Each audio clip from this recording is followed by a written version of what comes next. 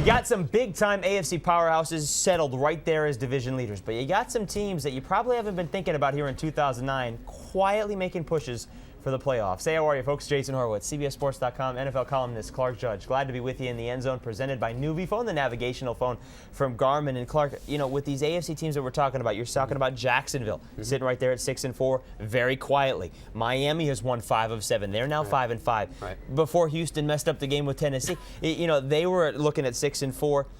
And how about Tennessee as a team that started 0-6-4? Let's start with the Jaguars, though, because they're sitting there as a team that has won 3 in a row and could very well be looking at a 10-6 record at the end of the season where nobody's even looking at this team, period. Yeah, they could, but I'll be honest with you. I mean, I don't really trust the Jaguars, and the reason I don't trust them is because, A, they haven't beaten a team with a winning record, and B, they go to Seattle and lose 41-0. Anyone loses 41-0 to Seattle or loses period to Seattle, I don't trust.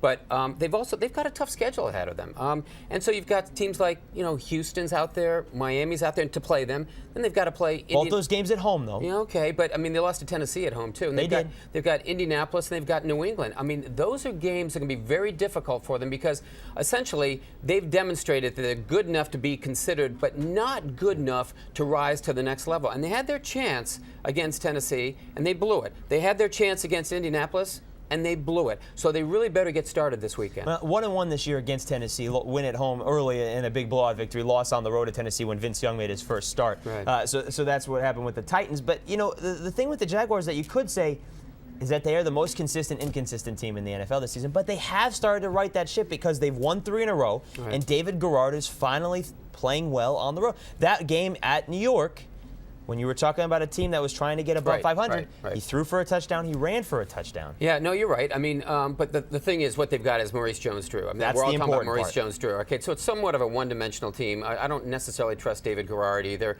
But, I mean, they are hot. I like hot teams. But, again, I kind of look at who they've beaten, and they really haven't demonstrated that they can move to that next level. So I want to see it. Miami's schedule may be tougher than Jacksonville's schedule down the stretch. But, at least with the Dolphins, last week's win, it was Thursday night, a short week. They go to Carolina and beat a hot Panthers team. Right. Dolphins have won 5 of 7.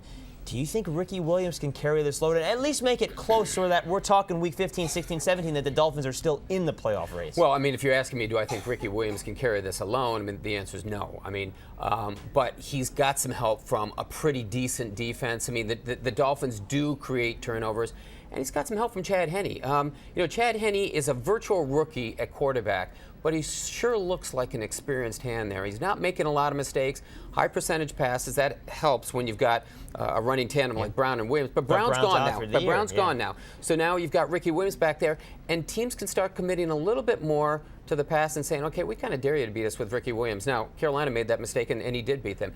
That was a good win for these guys because, again, I look at them, and I didn't see them beating anyone of consequence until Carolina came along. But their schedule's very, very tough down the stretch. It's not the case in Week 12. They're at Buffalo, but this is the type of game that they would lose in the past. Yeah, that's right. No, so that's right. If they come out of this game with a win, now you're 6-5, and all of a sudden you've won 6 of 8 ball games. Right. Let's see what happens after that. Now, I want to ask you, too, about Houston because I want to say this is a very vulnerable team right now because 2 games the last 3 weeks, they had the bye in the middle. They lost both those games on field goals at the end that they missed to send it to overtime. Right. Is this about to fall apart for Gary Kubiak? Well, I mean, I think there's that possibility. What happens to teams, I think, when you lose games like that, there's kind of that message that goes off in your head that bad teams find ways to lose. This is not a bad team, but they certainly found a way to lose. They could have and should have made a field goal at the end of the game against Indianapolis, send it in overtime, didn't work out. They could have and should have made a field goal at the end of the game against Tennessee, send it overtime, didn't work out. And I think those guys, the mindset, it's kind of like, or maybe we're just not good enough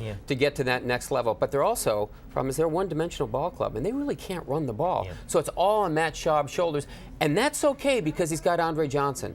But it's not okay because they don't have Owen Daniels. And without Daniels, you can find defenses are rolling the coverage to Johnson and daring you to beat him with double coverage. And that's what's happened since then. They've lost those 2 games to Owen Daniels. And then you get to the team that beat the Texans, the Tennessee Titans. And you're talking about 0-6 to we're talking possible play. Okay, let's not put that out there yet because they're 4-6. But Arizona this week.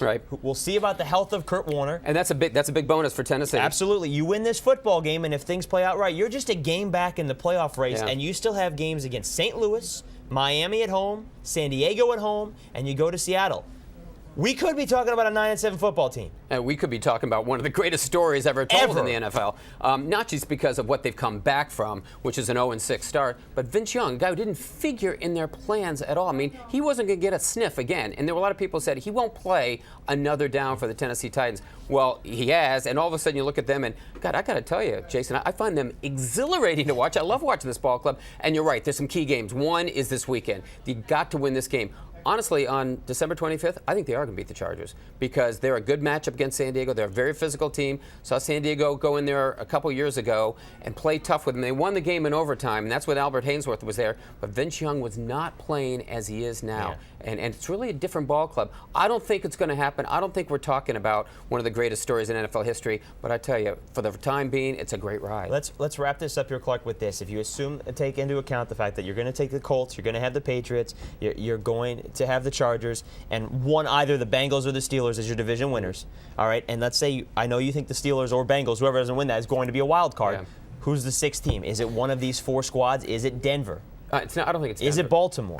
No, I don't think it's Baltimore. So is it one of these four teams? Yeah, I think it is one of these four teams. And, given the choice, I'd probably right now just say Jacksonville, although I really don't have a conviction about them. One of these guys is going to slip in there, but I think it's also going to be a team that's going to make an early exit. All right, 6 more weeks to go in the NFL season. We'll see how it all plays out. That'll do it for the End Zone, presented by Nuvi Phone, the navigational phone from Garmin with GPS navigation, preloaded maps. You get your 3-megapixel camera, all with AT&T service and Bluetooth technology. For Clark Judge, I'm Jason Horowitz. We'll see you next week on the End Zone. Take care, folks.